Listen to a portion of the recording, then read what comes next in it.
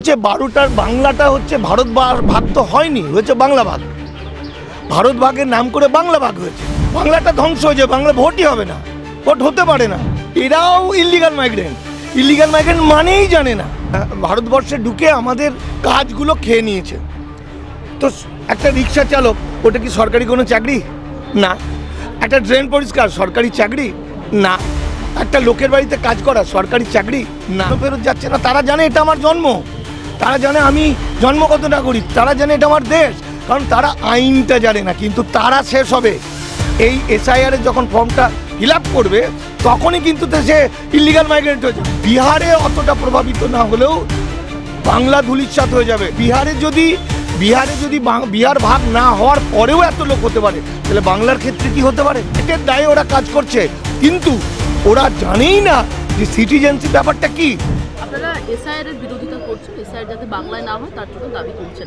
এই জায়গায় দাঁড়িয়ে দেখতে পাচ্ছি আমরা যে বিভিন্ন সীমান্তবর্তী এলাকাতে বিভিন্ন বাংলাদেশিরা তারা কিন্তু এদেশ ছেড়ে চলে যাচ্ছেন। SIR আবহে তারা ভয় পাচ্ছেন এবং এই মুহূর্তে শুভেন্দু অধিকারী দাবি করছেন যে তিনি বলছেন যে উত্তর ২৪ পরগনাতে হাজার হাজার বাংলাদেশি ভারত ছাড়ছেন এবং এখনও বলছি পালাও, সময় আছে। শুভেন্দু অধিকারী সরাসরি দাবি করছেন।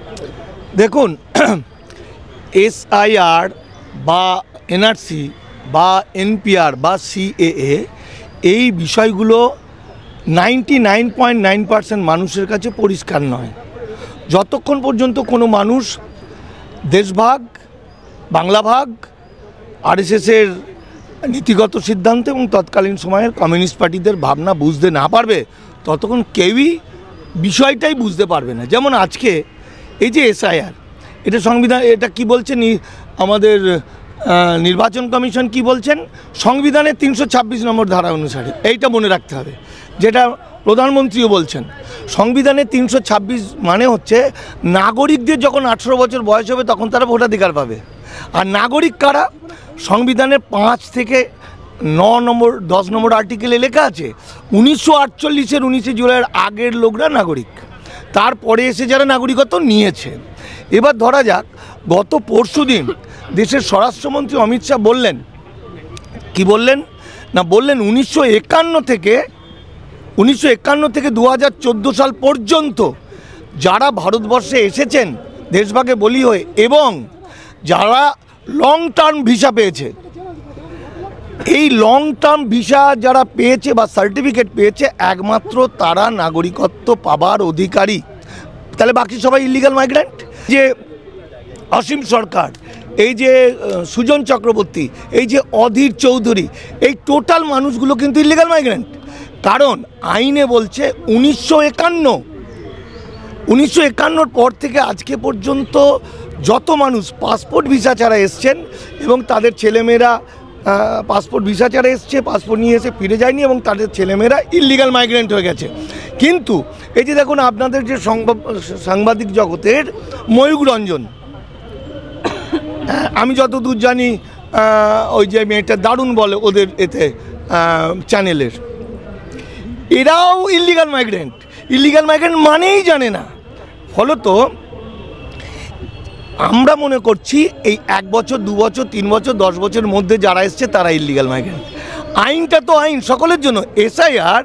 SIR-এ দেখবেন ২০০২ যে কাট অফ ডেটটা বলছে, সেটা কিন্তু ডিক্লারেশন দিতে হচ্ছে ১৯৫০ 50-এ যে এসছে, 60-এ যে এসছে, 70-এ এসছে, 80-তে এসছে, প্রথম পাতাটা ডিক্লারেশন, আর দ্বিতীয় পাতায় লেখা আছে দেখবেন সিটিজেনশিপ সার্টিফিকেট যাদের আছে ওটা জমা দিতে হবে, তাই তো?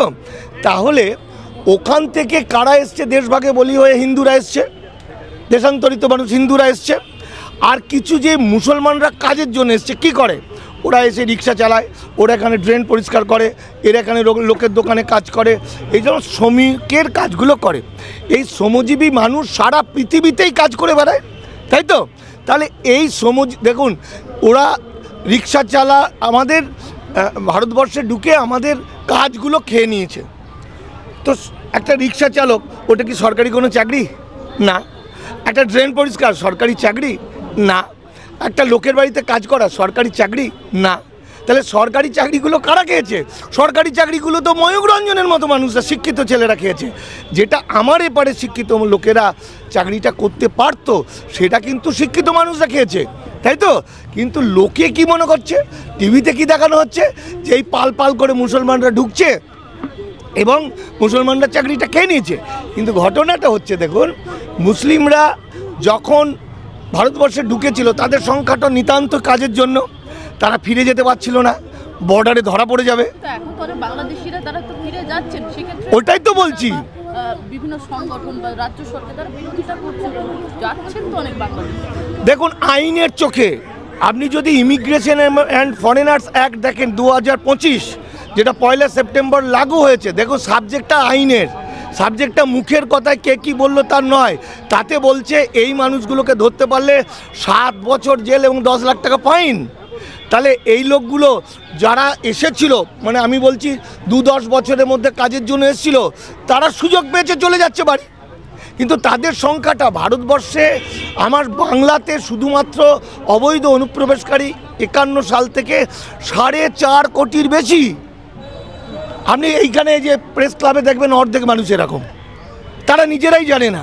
তাহলে তারা কিন্তু ফেরত যাচ্ছে না। কেন ফেরত যাচ্ছে না? তারা জানে এটা আমার জন্ম, তারা জানে আমি জন্মগত নাগরিক, তারা জানে এটা আমার দেশ, কারণ তারা আইনটা জানে না। কিন্তু তারা শেষ হবে এই এসআইআর যখন ফর্মটা ফিল আপ করবে, তখনই কিন্তু সে ইলিগাল মাইগ্রেন্ট হয়েছে। 12টার বাংলাটা হচ্ছে ভারত ভাগ তো হয়নি, হয়েছে বাংলা ভাগ। ভারত ভাগের নাম করে বাংলা ভাগ হয়েছে, তো বিহারেও বিহার ভাগ হয়নি।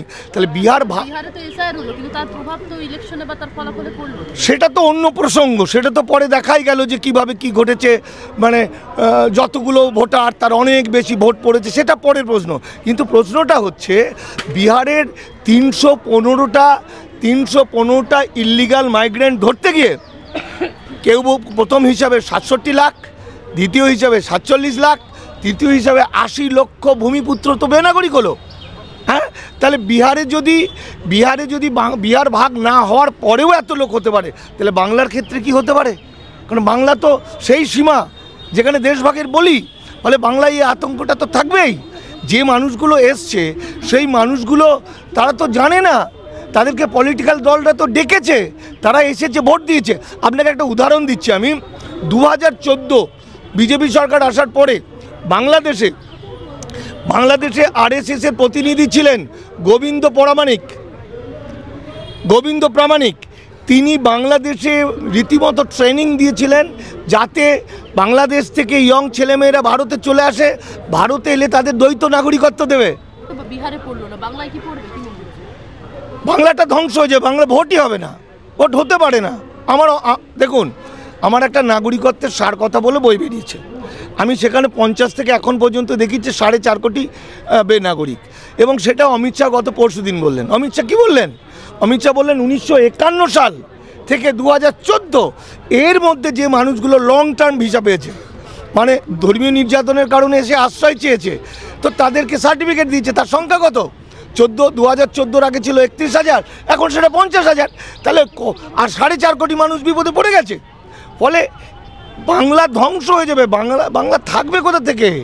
যদি ধরুন 7,64,00,000 ভোটার, তার মধ্যে ধরুন 4.5 কোটি মানুষ বিপদ, তাহলে আর ভোটটা হয় কোথা থেকে? এই দিন তো মানুষ দেখেনি আগে কোনো দিন, বুঝতে পেরেছেন? ফলে বিহারে অতটা প্রভাবিত না হলেও বাংলা ধূলিসাৎ হয়ে যাবে। পেটের দায়ে ওরা কাজ করছে, কিন্তু ওরা জানেই না যে সিটিজেনশিপ ব্যাপারটা কি। ফলত এই এসআইআরে প্রত্যেকে ধরা পড়বে, কারণ এসআইআরের দ্বিতীয় পাতাটা নিয়ম আর প্রথম পাতাটা হলো ডিক্লারেশন। যখনই সে ডিক্লারেশন দেবে, সই করবে, তখনই দ্বিতীয় পাতা অনুযায়ী তাকে দেখাতে হবে তার সিটিজেনশিপ সার্টিফিকেট। কারণ 1952 সালের ভোটার তালিকা গভর্নমেন্টের কাছে রয়ে গেছে অনলাইনে। এবার কেউ একটা আবেদন করেছে, দেখে নেবে এর দাদু 52 এসছে কিনা। আপনি যার সঙ্গে কথা বলছেন, আমি তো পলিটিক্যাল লোক না, আমি তো গবেষক, ফলে আমি তো ওই বড় বড় ডায়লগ দিতে পারবো না। আমি যেটা ট্রুথ সেটা আমি বললাম, যেটা ভয়াবহ, যা কল্পনার অতীত।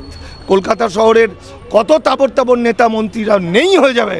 নচিকেতা চক্রবর্তী, মিঠুন চক্রবর্তী, অমর্ত্য সেন, ভাবতে পারছেন? কারণ কাট অফ ডেট 1948 সালের 19শে জুলাই, সংবিধানের 6 নম্বর আর্টিকেল 6B। আরো ভালো ভালো খবর দেখতে সাবস্ক্রাইব করুন বাংলা হান্টের ইউটিউব চ্যানেল। বাংলা হান্টের আরো খবর দেখতে নজর রাখুন। বাংলা খবর মানেই বাংলা হান্ট।